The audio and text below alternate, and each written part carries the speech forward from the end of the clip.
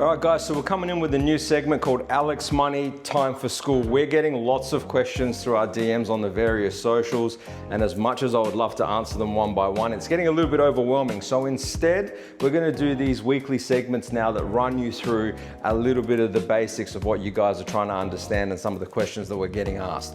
One of the big ones that I wanna touch on is the concept of price versus value. I think a lot of people get confused about those two things. Very similar words, price and value, can often describe the same thing, but they can often describe two very different things. So the price of something can be very different to the value of it.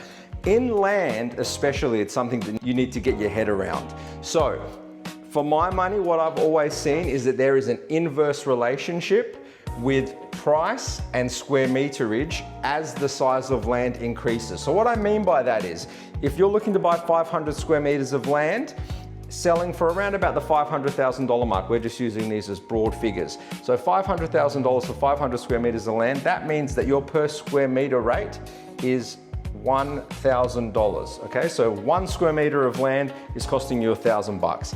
Now, if you have in the same area, all other parameters being very, very similar, 2,000 square meters of land, theoretically based on this metric, that should be $2 million at $1,000 a square meter. What you will find very, very commonly in the property development game is that as these land sizes increase, there's an inverse relationship to the dollar amount, so that amount goes down. So you'll often find that 2,000 square meters of land will sell for a lower square meter rate. Now there's a few things that can impact this though. So developers love blocks that are subdividable. So if you can only divide that into two, so two 1,000 square meter blocks, you might find that it's gonna sell for $600 a square meter, $700 a square meter. If you can further subdivide down to 4, you might find that it'll sell for a little bit more, $800 a square meter, $850. But what I want you to understand is, as a rule of thumb, this $2,000 square meter, let's just say that you can pick this up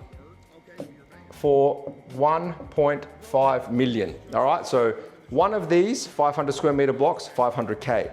4 of these 500 square meter blocks put together, which is what this is, you might be able to pick up for 1.5 million. So just by getting into that different price bracket, just by getting out of that main competition with the mum and dad investors, the first home buyers, everyone that's in that lower price point, by pushing up away from that into a higher price point, you'll find that you'll get a square meter saving. So you might be paying $750 per square meter instead of $1,000 per square meter.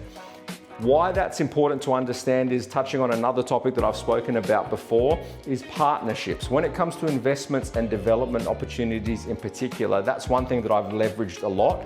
We all go to the bank for funding, that's terrific. But when you're buying a $2 million investment property that's just land, and then you need to build, let's say 1, 2, 3, 4 houses on top of that, even if you're building super cheap and you need $500,000 to $600,000 per house, that's another $2 million of capital investment that you're going to need to realize the opportunity there. So one of the things that I find is really, really helpful, get your investors in, get a little partnership and investment group together. It'll push you to this side of the market. It'll take you out of the main competition with everybody else.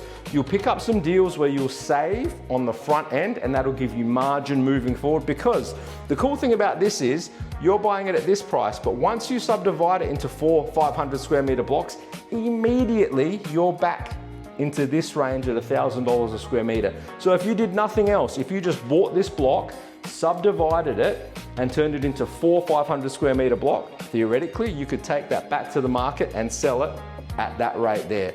Really, really quick and easy way to make some profit. Obviously, there's some complexities to it, but it's what I want you to understand. If you want to get into property development, inverse relationship between dollars and square meters, super important to get your head around. More education coming soon. Time for school. Alex Money out.